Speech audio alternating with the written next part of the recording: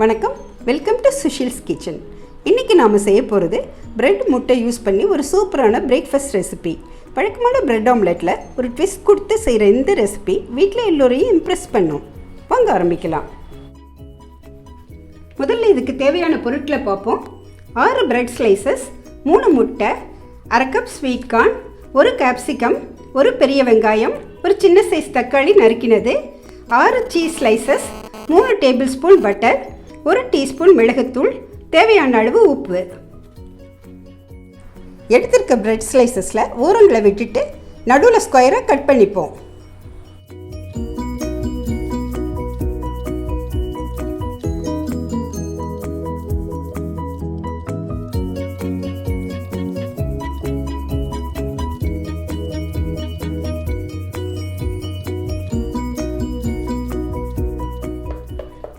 இதே மாதிரி எல்லா ஸ்லைசஸையும் வெட்டி எடுத்துப்போம்.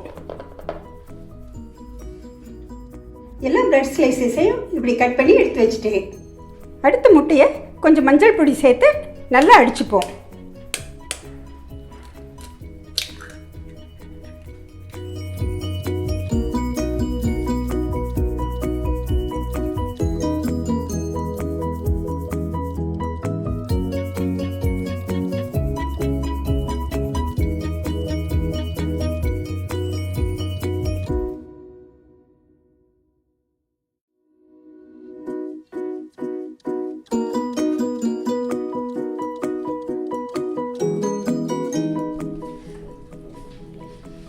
ஒரு பேன் அடுப்பில் வச்சு 1 டேபிள் ஸ்பூன் வெண்ணெய் சேர்த்துருக்கேன்.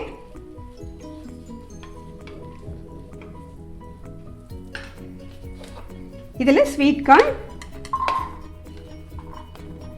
கேப்சிகம், வெங்காயம் சேர்ப்போம்.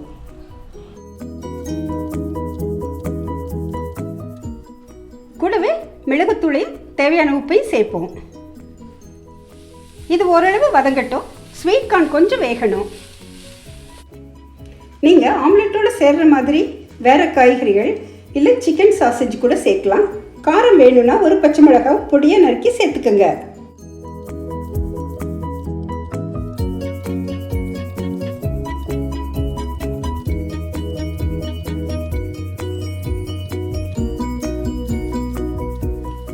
இது ஓரளவு வதங்கிடுச்சு. இப்போ அடுப்பை நிறுத்திட்டு இதை அடித்து வச்ச முட்டையோடு சேர்த்துடுவோம்.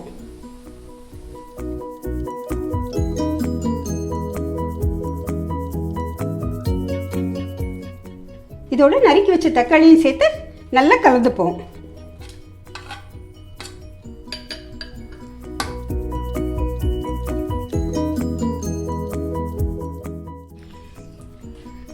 ஒரு தவாவை அடுப்பில் வச்சு 1 டேபிள் ஸ்பூன் வெண்ணெய் சேர்க்குறேன். வெண்ணெய் சேர்த்து செய்யல ஆம்லெட் ரொம்ப டேஸ்டியாக இருக்கும்.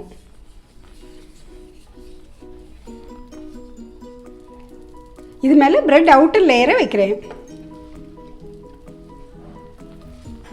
அடித்து வச்ச முட்டை கலவையை இதில் ஊற்றுவோம்.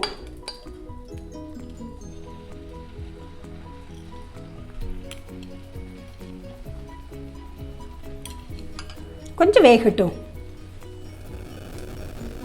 இது மேலே சீஸ் ஸ்லைஸை வைக்கிறேன்.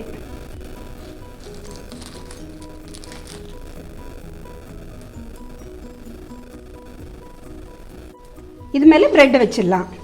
கட் பண்ண பீஸ் இருக்குள்ள அதை வச்சிடலாம்.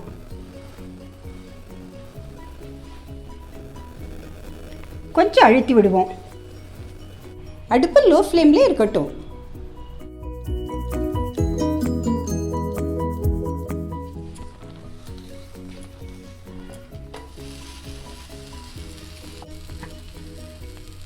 இதை திருப்பி போட்டு அடுத்த சைடும் நல்லா டோஸ்ட் ஆனவுடனே எடுத்துடலாம்.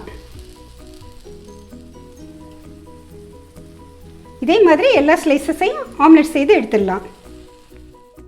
பாருங்கள், புதுவிதமான பிரெட் ஆம்லெட் ரெடி ஆயிடுச்சு. பார்க்கும்போதே சாப்பிடணும் போல் இருக்குது. இதில் முட்டையோட ஸ்வீட் கார்ன், கேப்சிகம், சீஸ், வெண்ணெய் எல்லாம் சேர்த்து செய்கிறதால நல்ல சுவையானது, சத்தானதும் கூட.